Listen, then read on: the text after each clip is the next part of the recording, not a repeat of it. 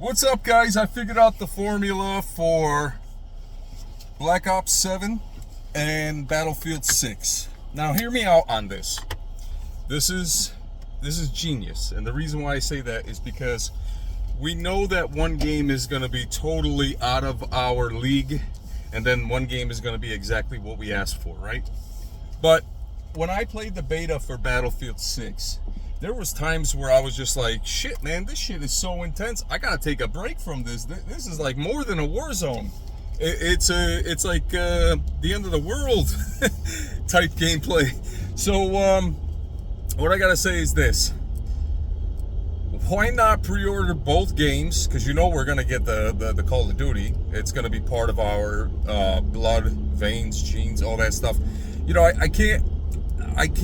Okay, I hate the store. Okay, I hate the store. I hate the whole concept of how much money they make from the store, because that's where the motivation is. Okay, if the store wasn't the number one focal motivation point, then they would be making a game that really excels for the fans. Okay, but they've seen how much money they made from the practices of the store, and that's why they kept it that way.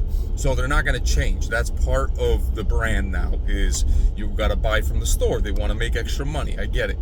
But at the same time, when you're playing Battlefield 6 is definitely an intense, open, big ground war. It's like ground war times 10, okay? It's in my opinion, it felt really good. DICE did a fantastic job with the beta. I played as much as I can. I really enjoyed it. I look forward to the Black Ops 7 because this will be my first futuristic Call of Duty besides Black Ops 4, with the whole jetpacks and the guns. I like how both companies are going different paths. And what do you mean by that, Stealth Dragon? Well, let me tell you.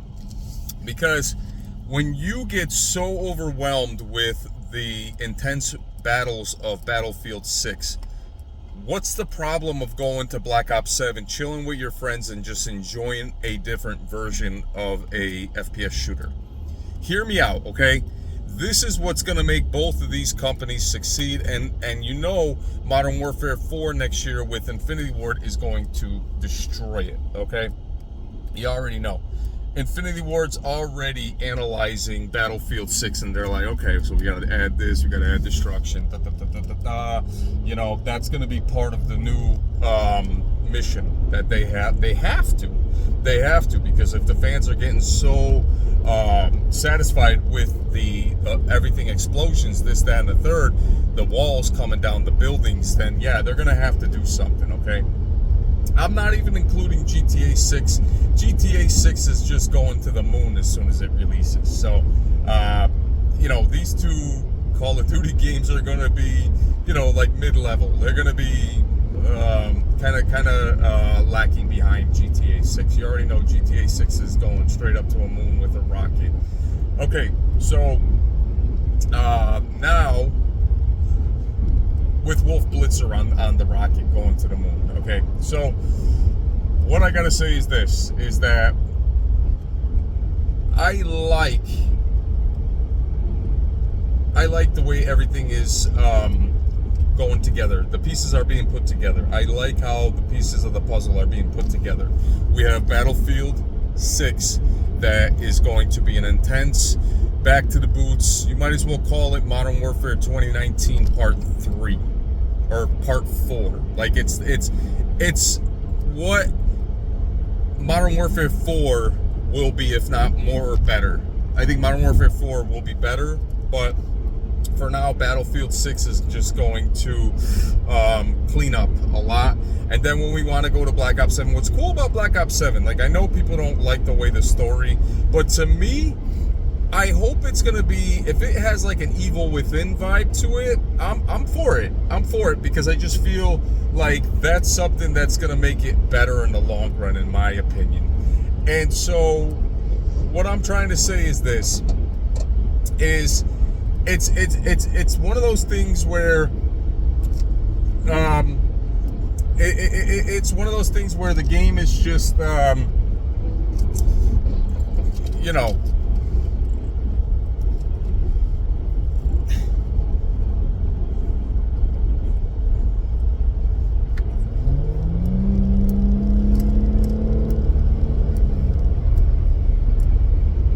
So it's one of those things where it's like, how do I say it? I'm excited about it. I'm excited about the whole Battlefield. I'm excited about the whole Call of Duty. I like the energy. And I'm going to be a fan of both games. No matter how you look at it. I'm going to be a fan of both games. And so that's something I'm really excited about.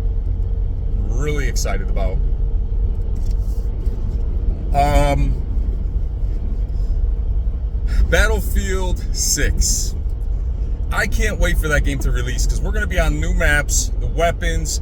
I just think a lot more people are going to go to Battlefield 6 in the beginning to play the game. Because even though the beta release is for Black Ops 7, and I don't even have to pre-order the game. I could just go to Xfinity because I am a Gold Rewards member and I could claim my code and play the game. Like, that is so freaking awesome. Like, I don't even have to pre-order. I could check it out, try it out, you know. I don't like Activision, Call of Duty, Treyarch. I don't like the Vault Edition. I don't like the characters that you're offering to us. I just don't. I'm not a fan of it at all. I don't like it. It's not making me feel like you guys are leaving Black Ops 6. It's not making me feel like you're taking away all these cartoon skins in the future. It just, I don't like it. I don't like the direction. But if they could keep multiplayer just futuristic soldiers and not include Beavis and Butthead, I think it's going to be its own success. Its own success. What I mean by that is it's not going to be as, Battlefield 6, I just see it going way above expectations. Way above expectations. And that's the reality. So, that's just the reality. That's just the reality, in my opinion, you know? So with that being said,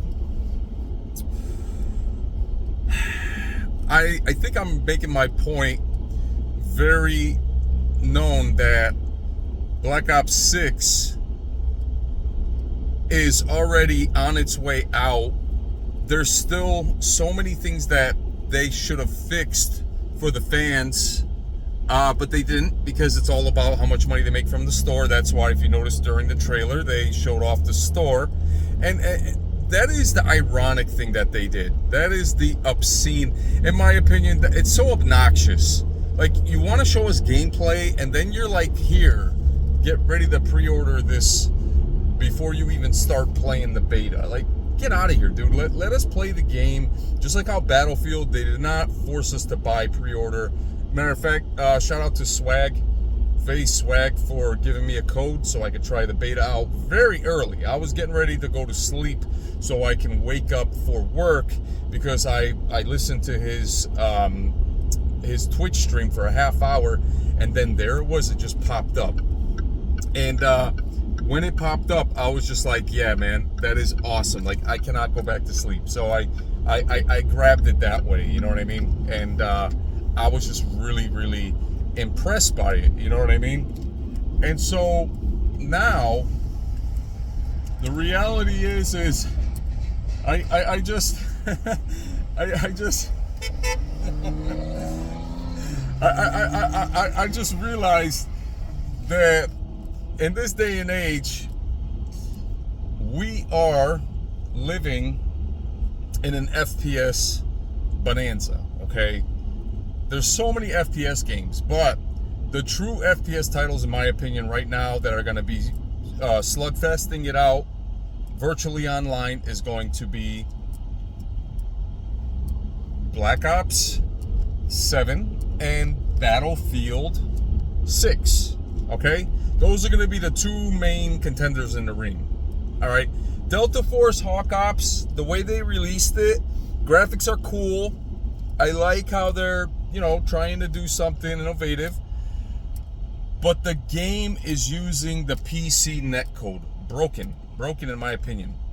There's a reason why companies choose to use the console netcode before they release it to PC.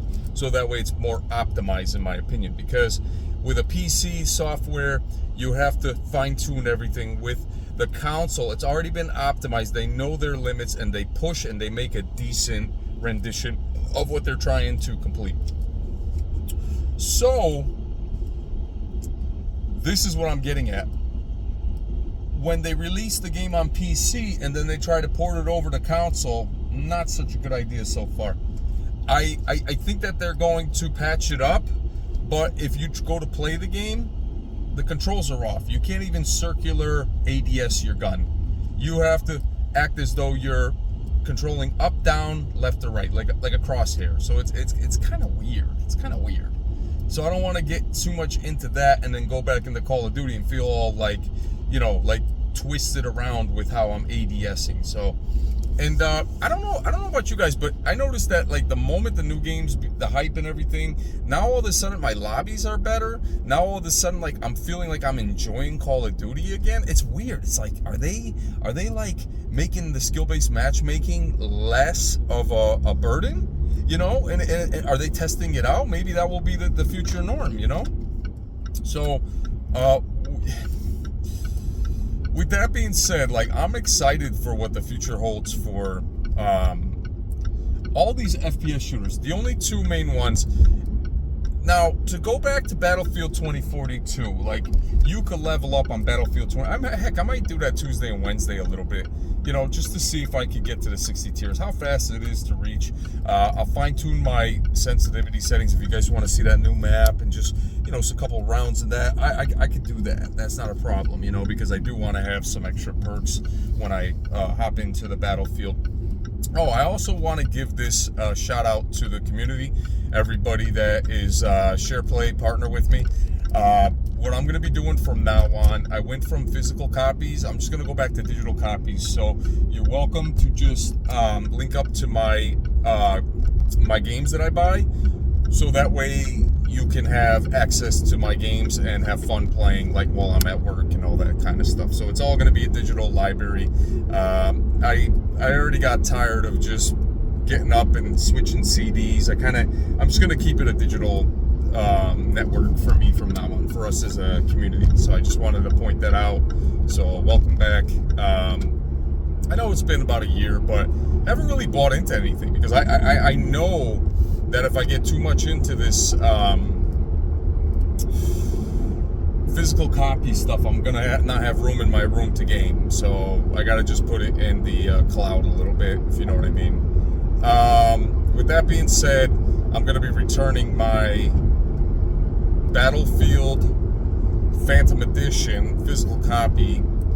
I'd rather just get the digital version, just because that way if I want to switch games, I can just switch on the fly. I don't have to